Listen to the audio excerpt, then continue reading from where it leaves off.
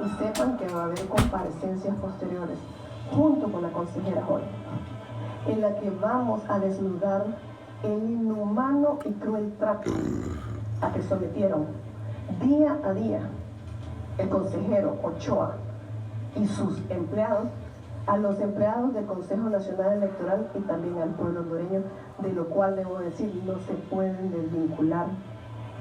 Soy abogada y sé que hay muchos matices legales que son los que deben ser abordados, porque precisamente estamos rescatando el Estado de Derecho.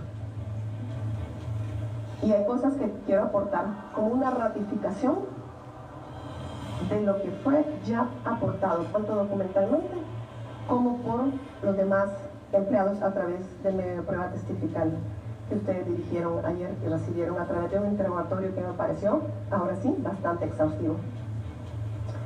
Debo decir que después de los episodios que les relato, que puedan haber más, incluso el hecho de que llegaran perros policías a inspeccionar sin que los demás supiéramos, todo un esquema de amedrentamiento en que militares nos tomaban fotografías permanentemente de forma no autorizada, no al ambiente, sino a las personas, los documentos, a nuestra movilización, en que recibíamos un trato desigual de esos militares. Mientras habían sonrisas con Ochoa, había hostilidad con nosotros. Los días transcurrieron y tratamos de organizar las elecciones primarias. Creo que el boicot que organizó el consejero Ochoa quiso en primera instancia mantenerse en una delgada línea en la cual pudieran hablar de legitimidad si las cosas salían bien para ellos electoralmente, pero pudieran hablar de fraude si no iba haciendo bien. Eventualmente, de forma natural, ellos tomaron una decisión y se decantaron por gritar fraude a los cuatro vientos, y sobre eso voy a referirme. El 9 de marzo es histórico. Es histórico, pero no es novedad. Y tanto no es novedad que lo acabamos de ver en Perú. Material electoral extraviado que no llegó, de forma general concentrada en la capital de la República, filas enormes de votantes en los centros de votación, acusaciones contra quien preside el órgano electoral, persecución de los funcionarios y demás. Así pasó en Honduras.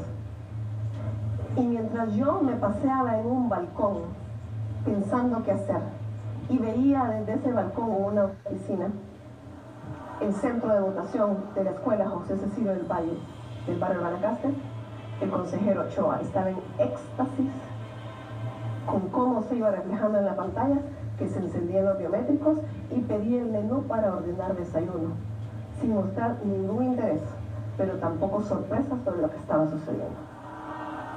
Mucho tiempo después, me daría cuenta de muchas cosas que estuvieron sucediendo mientras yo estaba viendo cómo solucionar.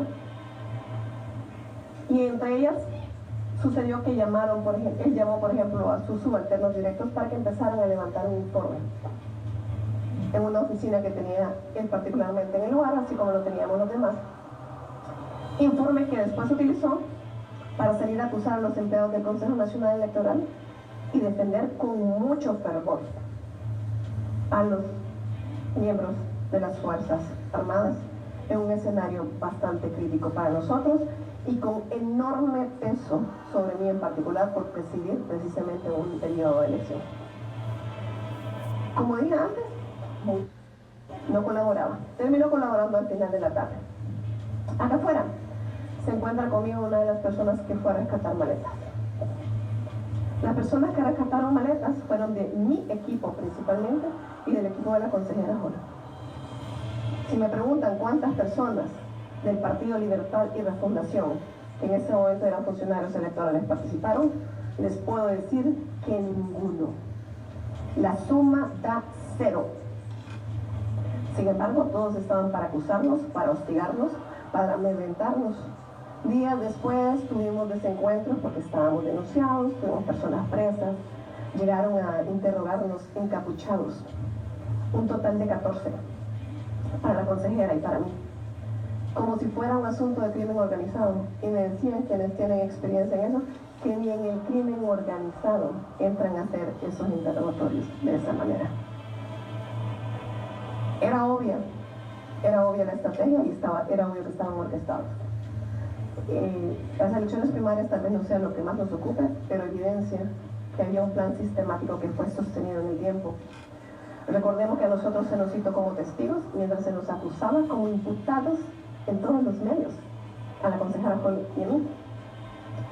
Y se quiso vulnerar nuestros derechos por parte del Ministerio Público, porque recuerden que los imputados o los investigados tienen derechos distintos a los testigos, así como acabamos de decir.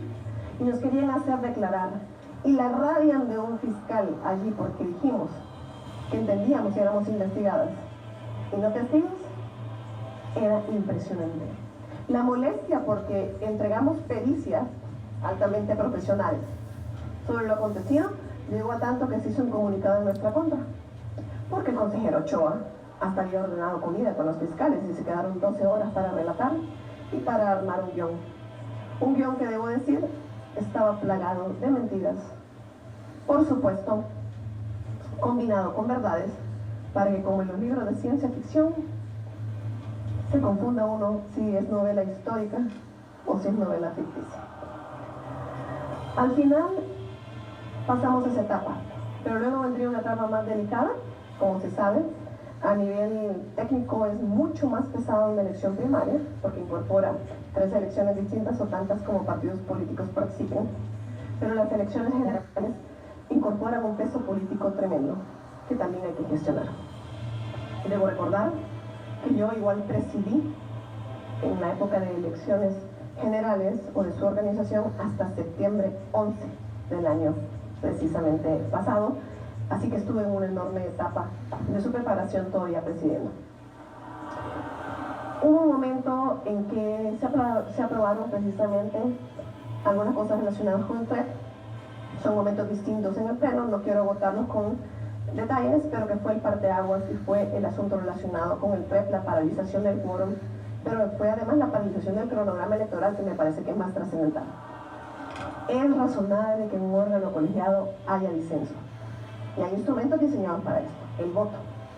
Uno comparece, uno asiste, cumple con sus deberes, pero además cumple con sus atribuciones y vota.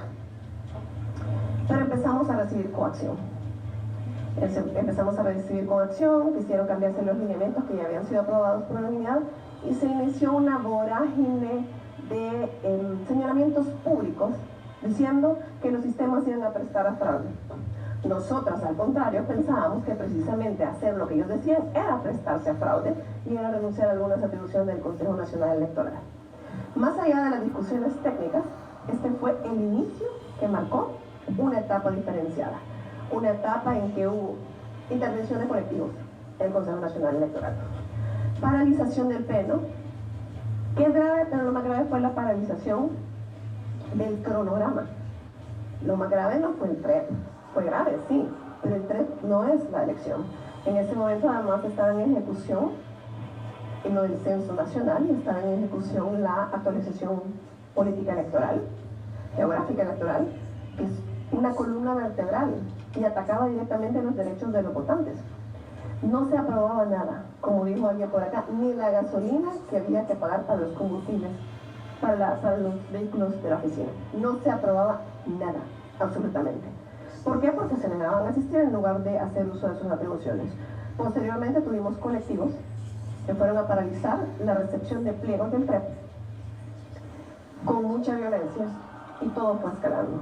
Ese día recibimos la primera denuncia por delito de traición en la patria, por haber ejercido el voto en contra de lo que deseaba Ochoa, porque ellos querían, y lo voy a decir así, un PREP a su medida, en que el Consejo Nacional Electoral renunciara a su derecho de hacer una verificación, análisis y sumatoria de actas. Incluso empezaron a introducir dudas absurdas, como suelen hacer en sus narrativas, en el público, hablar de verificación humana y verificación automática o digital, pero virtual. Una duda absurda, porque lo que ha existido siempre es la verificación humana. Es lo que, si la ley no dice específicamente digital o computarizada, es la humana, porque los humanos votamos, los humanos organizamos, los humanos estamos en los cargos de autoridad, no las máquinas. Esto siguió en la misma escalada hasta que llegó a su etapa final. Debo hablar de la conducta de Marlon Ochoa en general. Tenía un comportamiento, puedo decir, ambivalente, que desea que avanzaran las cosas y se